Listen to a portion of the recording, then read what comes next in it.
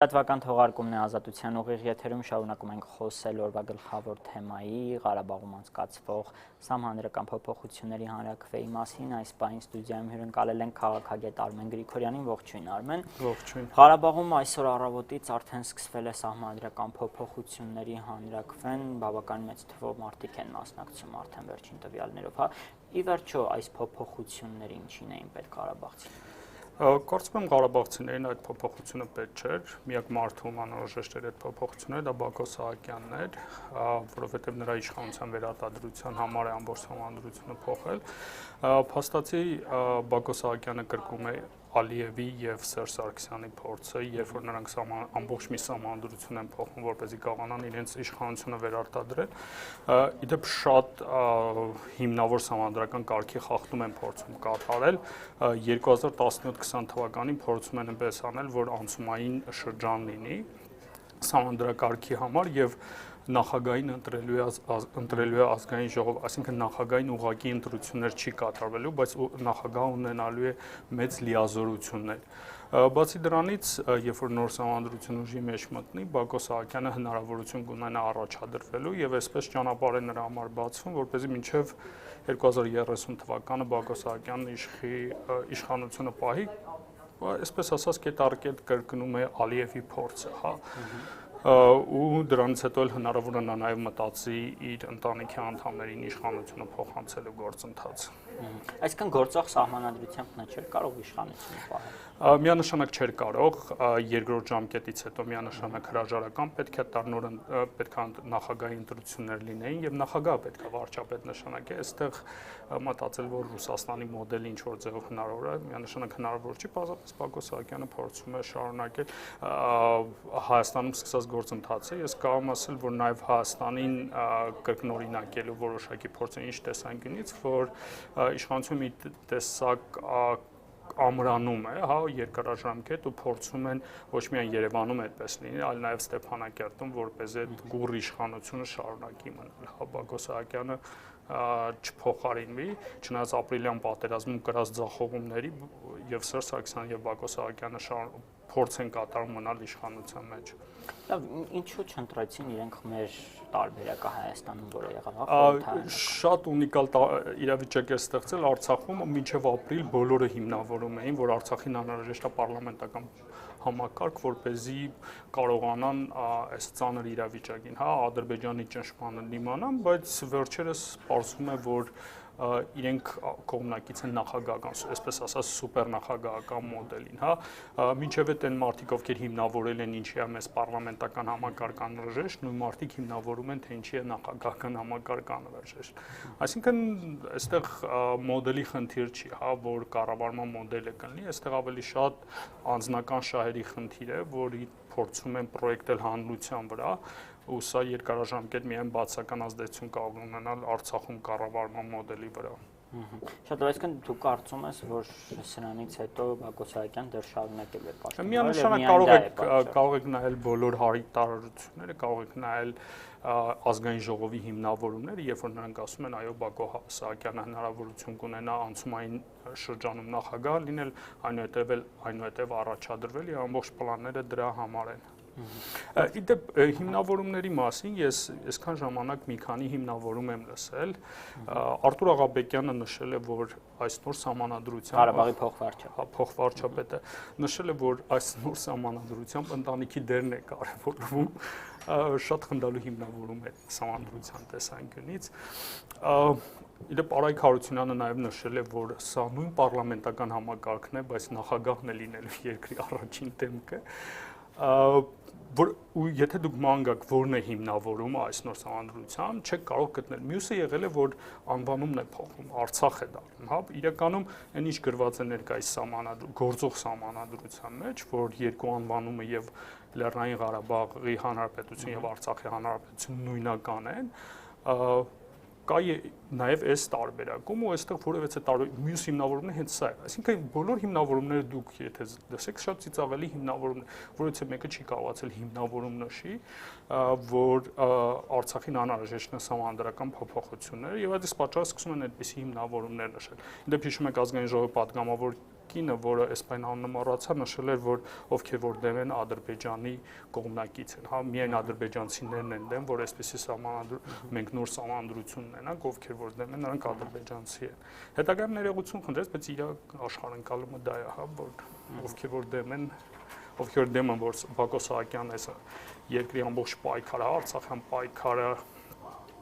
այսպես ասած մսխի, նրանք արդեն ադրբեջանցի են դառնում։ Շատ ղարաբաղցիները ինչ տեսակետ ունեին առաջարկվող փոփոխությունների, նրանք դեռ տեղյակ էին, թե չէ։ Իդեպ ասեմ, որ Բակո Սահակյանը վախենալով նույնիսկ հանրությունից սահմանափակել է ամբողջ քարոզարշավը, Արցախի հեռուստաընկերությունով սահմանափակել են սահմանադրական փոփոխությունների գործընթացը, ընդդիմությանը որից հնարավորություն չեն տվել, որպեսզի ընդդիմությունը լավ ներկայացված լինի եւ քարոզարշավ տանի, եթե նկատել եք ամբողջ դեմ գործընթացը գնում էր ավելի շատ Facebook-ում, ազգային վերածնունդ Հայկ Խանոմյանի, որի կուսակցության ղեկավար Հայկ Խանոմյան, փորձում էին դրա միջոցով տանել։ Դաշնակիցներն էին որոշակի չափով դեմ, բայց ես ակտիվ գործունեություն իրենց կողմից չեմ տեսել։ Շատ լավ, իսկ հասարակությունը ինչ կարծիք։ Երկու կարծիքով արդյունքները ինչպեսին կլինեն։ Արդյունքները արդեն ժամը 12-ի դուրսությամբ 46% հայտարարել են մասնակցություն։ Իմ մոտ տպավորություն է, որ սա ավելի շատ նկարելու process է, որովհետև ժամը 4 ժամ հետո 10 նման տոկոսով մասնակցություն արդեն շատ բարձր ընտրողների 46%-ը այսպիսի ընտրություն է, շատ դժվար է պատկերացնել, համանացանադրական փոփոխությունների ժամանակ միջինում 50% է լինում ամբողջ ընթացքի, հիմա կարող է թիվը, կարծում եմ, որ նաև վախեցած են, փորձում են մեծ մասնակցություն գրեն, որպեսզի հետագայում կարողանան այույի թվերը բարձրացնեն այնքան, որ չի համեմատ ավելի շատ լինի, կամ էլ Բակո Սահակյանը որոշել է 90 քանի տոկոս խփի, որպեսզի ցույց տա իբրև իր լեգիտիմությունը, բայց մենք բոլորս գիտենք, որ դու ինչքան բարձր ես տոկոս խփում, այնքան քո լեգիտիմությունը շատ ցածր մակարդակի է, հա, դա Արևելյան Ասիայի ադրբեջանական մոդելն է, Ադրբեջանում էլ 97% են հավաքել եւ կարող է Բակոն Սահակյանն էլ իր հերթին փորձի այդպիսի թվեր նկարել։ Բայց ի վերջո կար պատճառ վախենալու, որ այոն չի անցնի, այսինքն Կարծում եմ, որ քանի որ իրենք ոչ քարոզարշավ են տարել, ոչ էլ որևէ բան են կատարել, այդպես ակտիվ քարոզարշավ որպես այդպեսին, որ հանրության լայն զանգվածներին ներգրավեն, քննարկեն, ավելի շատ սովետական մոդելով գնացել են ինչ-որ գյուղ, նստել են, գյուղի մարդկանց հավաքել են ու ասել են սա է սահմանադրությունը ու սրա համար ենք փոխում, որովհետեւ հնարավորություն չեն ապահովել, որպեսզի ոչն էլ լսվի այդտեղ ու ցույց տան իրենք։ Ու այստեղ Բակո Սահակյանը հասկանալով, որ կարող է ինչ-որ խնդիրներ լինել, ինքը փորձել են այնպես անել, որպեսզի մրցակցությունը հնարավորինս ցածր մինիմալ մակարդակի քննարկվի, ու քանի որ այնտեղ կարելի ասած հիմնականում մարդիկ աշխատում են իշխանության կառավարության համար, ամբողջ պետական ինստիտուտները, մարդկանց հիմնական աշխատատեղը պետական ինստիտուտներն են ապահովում, օրինակ Հայաստանի նման չի այնտեղ, որ քաղաքացիական հասարակություն որոշակի չափով լինի բիզնես, որտեղ մարդիկ աշխատում են, այդ բիզնեսը քիչ թե շատ ազատ է, հա, մանր ու միջին բիզնես, ասենք փաբերը, հա, Երևանում կամ բիզնեսներ, որոնք քիչ թե շատ ազատ են, այդպիսի բան չկա հիմնականում Արցախում, ու կարելի ասել իշխանությունը ամբողջովին այդ տոտալ վերահսկում է դրանք, ու փորձելու են հենց այս մարդկանց շնորհիվ փորձեն նկարեն իրենց պատկերացրած թիվը։ Իսկ քո կարծիքով հա նկարել ասել, կեղծիքներ կլինեն այստեղ։ Նայեք, կեղծիքներ հայաստանյան ընկալման ձևով, Արցախում մի քիչ այլ ձև է, հա, այդ դրա։ Նախ ինչ է կատարվում, եթե ինչ որ օրինակ 2013 թվականի ընտրությունների ժամանակ Վիտալի կներեք 2012 թվական Վիտալի նախկին նախագահական ընտրությունների ժամանակ, երբ որ Վիտալի Բալասանյանի հանդիպման ինչ-որ մեկը մասնակցում է, աշխատանքից հանում էին, հա, օրինակ Մարտունիում կամ ինչ-որ այդ ձևով են աշխատում հիմնականում իրենք։ Այսինքն ճնշումներ է կիրառվում, մինչև այդ բռնաճնշումները կատարվում ինչ-որ ձևերում, մարդկանց ասում են, եթե դուք ինչ-որ բանի մասնակցեք, աշխատանքից դուրս եք գալու։ Ու դրանից հետո հիմնականում դրանից հետո է հարցերը լուծում, օրինակ Հայաստանի դեպքում ընտրատեղամասերում է, քանի որ չեն կարողանում հանրության հանդեպ այնպես ճնշումներ գործադրել, մարդիկ ամեն դեպքում գնում են, ապա այնտեղ ճնշումները մարդիկ քանի որ ավելի շատ են պետական ինստիտուտներից կախված, կատարվում է ճնշումները մինչև այդ ու դրա միջոցով են փորձում այդ բաները կատարել։ Հիմա քո կարծիքով կանցնի այոն։ Հավանականություն կա, որ անցնի, բայց քանի որ ընտրություն է ու մասնակցությունն էլ այսպիսի բարձր թվեր է, պետք է նայել թե ինչպիսի արդյունքներ կլինեն։ Հա, նույնիսկ հետազոտություններ էլ չկա, ոչ մի պատվիրած իրենց կողմից նույնիսկ պատվիրած հետազոտություն չկա, թե ինչպիսի թիվ է լինելու հնարավոր։ Այս բանին դժվար է դա ասել, թե հանրությունը ինչպիսի վարքագիծ կդրսևորի։ Շատ լավ, եւ միջազգային արձագանքի մասին մենք տարբեր կարծիքներ լսեցինք տարբեր կառույցներից, տարբեր երկրների ներկայացուցիչներից։ Հա, ի վերջո ինչպիսին է միջազգային արձագանքը, ընդհանուր առմամբ կարծես թե չեն հայտարարում, որ չեն ընդունում այս անիմաստ սահմանադրական փոփոխություններն է, որոնց իրական նպատակը Բակո Սահակյանի վերարտադրությունը, ժողովրդավարական գործընթացների հետ որևէ առնչություն չունեցող սահմանադրական փոփոխություններ, որևէ ոլորտում իրենք կոնկրետ չեն գնացել փոփոխություններ։ Միակ բանը, որ իրենց մտքով անցել է, թե ինչպես անեն, որ սուպեր նախագահական մոդել լինի ու Բակո Սահակյան կարողանա վերարտադրել։ Այս տեսանկյունից միջազգային հանրությունը որևէ արձագանք չունի։ Միայն Ադրբեջանն է որոշակի ձևով, այսպես ասած, անհանգստացած, բայց այստեղ մյուս հարցը, այս պահին նաև վտանգ կա Ադրբեջանի կողմից պատերազմ սանձազերծելու ու փոխանակ իշխանությունը այնտեղ պատրաստվի պատերազմին, հա, դրա փոխարեն գնում է սահմանադրական փոփոխությունների, որը շատ վտանգավոր է ամեն տեսակի առումներով, հա։ Իսկ հնարավոր է հենց սա էլ առիթ օգտագործվի, քանի որ չեմ կարծում, որ սա առիթ կօգտագործի, առիթ է ցանկացած պահի Ադրբեջանը, եթե ցանկանա, կօգտագործի, լինի դա Արցախ սահմանադրական փոփոխություններ, լինի դա սահմանին ինչ որ լարում, հա։ Բայց ընդհանուր առմամբ կարծում եմ, որ Ադրբեջանի համար որևէ խնդիր չի, եթե նա ցանկանում է պատերազմ սկսել, սահմանադրությունը այստեղ որևէ նշանակություն չի ունենա։ Իսկ միջազգային հանրությունը իր ստանդարտ վերաբերմունքն է հիմնականում կամ չեզոք կամ էլ ինչ որ նմանատիպ ինչ որ մի բան արանքում ինչ որ հայտարարություններ են փորձում կատարել, հա, չճանաչված պետություն, դրան հետևող հիմնավորումներ, հա, սահմանադրական փոփոխություններ, թե սա որևէ կարծում եմ, որ միջազգային հանրության համար այդպես կարևոր նշանակություն չունի, հիմնականում սակայն եւ կարծում եմ, որ միջազգային հանրությունն էլ հասկանում է, որ սա մի նպատակ ունի, հա, այդ նպատակի համար էլ կատարվում է այդ փոփոխությունները։ Սա բանակցային գործընթացի վրա ինչ որ ազդեցություն կունենա։ Որևէ ազդեցություն այս գործընթացը բանակցությունների վրա ազդեցություն չի ունենա։ Իրականում բանակցային գործընթացը հայկական Արցախի սահմանադրակարգի հետ որևէ առնչություն պետք է հասկանալ, որ չունի, հա, սեղանին նստելու բանակցելու եւ կարող է այսպես ասած սուպեր նախագահ սահմանադրական կարգով եւ կարող է ասենք նախագահական համակարգ, հա, կիսանախագահական համակարգ ունեցող Արցախը նստի բանակցությունից, այստեղ սահմանադրակարգը ոչ մի նշանակություն չունի, որևէ առնչություն սրա հետ չունի, դա միանշանակ է։ Դա ընդհանրապես մեկ էլ եմ ասում ներքին վերարտադրության նպատակ ունեցող սահմանադրակարգ է։ Հայաստանի գործոնը այստեղ ինչքանով է, հա, ինչքանով է կարելի ասել, որ Հայաստանից է սա գնում, որովհետև ադրբեջանական կողմը պնդում է, որ սա Հայաստանի սադրանքն է։ Վերջո Հայաստանը կապ ունի այս փոփոխությամբ։ Միանշանակ Հայաստանը կապ ունի, եթե նկատել եք, այնտեղ գործընթացը սկսել է որպես Հայաստանի շարունակություն։ Ու այնտեղ հիմնավորում էր գնում, որ գնում են պարլամենտական հանրապետության։ Ու մինչև ապրիլյան պատերազմ բոլորը հիմնավորում էին, որ պարլամենտական համակարգ է անհրաժեշտ, որտեղ երկու մոդելները, այսպես ասած, սինխրոն պետք է կարողանան աշխատեն, բայց արդյունքում այնպես եղավ, որ ընտրեցին սուպեր նախագահական մոդելը ու երկու դեպքում էլ որևէ տարբերություն չկա, հա, երկու դեպքում էլ այնտեղ գնաց ավելի շատ սուպեր նախագահական, բայց դարձավ ավելի շատ երևի մարզպետի իրավիճակով, հա, սուպեր մարզպետ իրավիճակ, կարգավիճակ ստացավ, բայց այստեղ որպես զարգացման կամ համակարգային որևէ փոփոխություն այդպիսի բան տեղի չի ունեցել։ Այսօր զրուցակիցներս հիմնականում մեկ բան էին ասում, որ նաև այստեղ խոսք է գնում տարածքների մասին Արցախի եւ ասում են, որ փաստորեն ոչինչ բան չի փոխվում, ինչ նախկին սահմանադրություններ հիմա էլ են նույնը, փաստորեն Արցախի իշխանությունները, Ղարաբաղի իշխանությունները իրենց իշխանություն տարածում են այն տարածքների վրա, որը իրենց է։ Բնականաբար բոլոր դեպքերում էլ միշտ էլ ցանկացած դեպքում էլ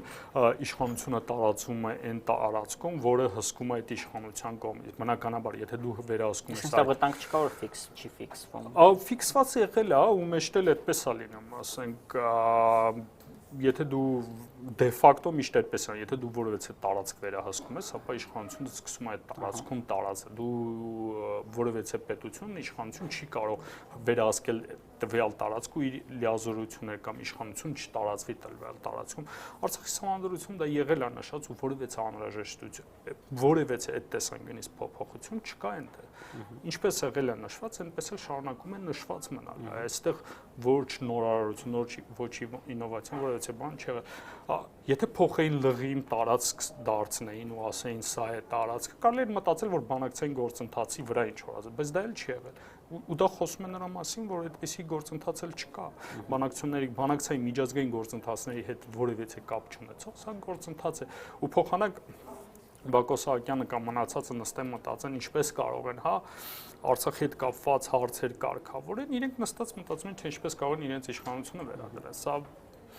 ունիկալ իրավիճակ է նաև այս տեսակ։ Ի վերջո չի ազդի Արցախի, եթե նախագահը շարունակի։ Նայեք, իմիջի վրա ավելի շատ ազդում է, երբ որ նախախորհրդարանը գնում է Արցախ, նախախորհրդարանի ամբողջ թիմին ծեծում են, երբ որ ազգային ժողովի падգամավոր են ծեծում։ Այսպիսի բաներն են իմիջի վրա ազդում, ու երբ որ այդ մարդիկ պատասխանատվության չեն ենթարկում, ապա միջազգային հանրության մոտ այդ ամբողջի տպավորությունը ստեղծում է, իրենք դրանից է իրականում տպավորություն ստեղծում, բայց սահմանադրական փոփոխություններ կատարել մտածել, որ դու իմիջ ես ստանալու ինչ-որ ձևով, միանշանակ այդպես չի, հետո ամենօրյա գործունեությունն է իմիջի վրա ազդում, ոչ թե այսպես սկսած ֆեյք գործողություններ, դու ամենօրյա պետք է աշխատես, որ քո իմիջը ունենաս։ Օրինակ Հայաստանում էլ սահմանադրական փոփոխություններ են կատարել, բայց հուլիսին բռնել բոլոր լրագրողներին ծեծել են։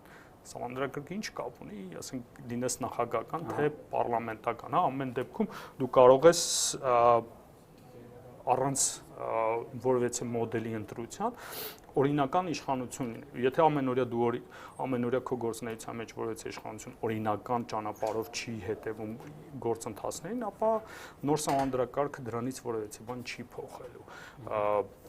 Հայկ Խանոմյանին երբ որ ծեծել են падգամավոր որպես կարող էին բացահայտել դա, բայց տեսակ արդյունքը ինչ եղավ, բացահայտեցին, որ մտայնություն չի եղել Հայկ Խանոմյանին ծեծել։ Դատարանը այդպիսի բացահայտում է կատարել։ Միջազգային դիտորդներ կան, այս հանրակրվեին փաստորեն տարբեր երկրներից հայտարարություններ եղան, որ գալիս են 100-ից ավել, մոտ 100 դիտորդներ։ Սա ինչ է, սա լեգիտիմացնում է, թե լեգիտիմացման տեսանկյունից հիմնականում դրանք են դիտորդներն են կարելի է այսպես ասել, որոնք հայերի հետ կապված են, հայկական լոբինգի արդյունք է, բայց եթե իրական նպատակ կա միջազգային լեգիտիմություն ստանալու, ապա Բակո Սահակյանը կարող էր սպասել շուտով նախագահական ընտրություններ են, եթե չեմ սխալվում հունիսի մոտ պետք է նախագահական ընտրություններ լինել, ու այդ բոլորին հրավիրել որպես նախագահ, Բակո Սահակյանը գնար որպես իշխանություն, խաղաղ փոխանցում կատարել իշխանությանը, ցույց տար, որ իշխանությունը փոխվում է, ժողովրդավարական սկզբունքներ են պաշտպանում ու իրենք պատրաստ են ժողովրդավարական սկզբունքով 2 ժամկետից հետո թույլ տալ, որ իրենցից հետո եկող նոր իշխանություն ձևավորվի։ Այս է ժողովրդավարական գործընթացը, այստեղ ավելի շատ հնարավորություն կա միջազգային լեգիտիմություն ստանալու, հիմնարում ստանալու, քան թե երբ որ դու սահմանադրություն ես փոխում, որպեսզի ժողովրդավարական սկզբունքներ խախտես, նախ 2 ժամկետից ավելացնես, ու իդեպ հիշում եք նախանցած տարի էր, երբ որ Օբաման ՄԱԿ-ում խոսեց այն մարդկանց մասին, իդեպ Բակո Սահակյանը եւս մտնում է այս ցուցակի մեջ, որ այն մարդիկ, ովքեր փորձում են սահմանադրություն փոխելով իրենց իշխանությունը վերարտադրել, իրենք շատ բացասական իմիջ են ստեղծում, ու սա ավտորիտարիզմի գնալու ճանապարհ է, ու Հայաստանում էլ ոչի կամպանիայի ժամանակ դա հիմնավորում էր որպես հիմա նույն Բակո Սահակյանն է կատարում, իսկ Բակո Սահակյանը երբ որ կատարել մյուս քայլը ժողովրդավարական ճանապարհով թույլ տալ, որպեսզի ընտրություններ լինել ու իշխանության փոխանցում կատարել, ապա այս դեպքում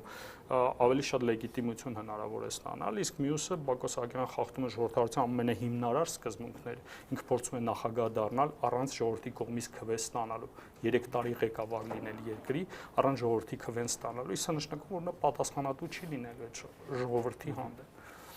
Շնորհակալ եմ հարցազրույցի համար։ Ձեզ նույնպես շնորհակալություն։ Ազատության ուղիղ եթերում զրուցում ենք քաղաքագետ Արմեն Գրիգորյանի հետ։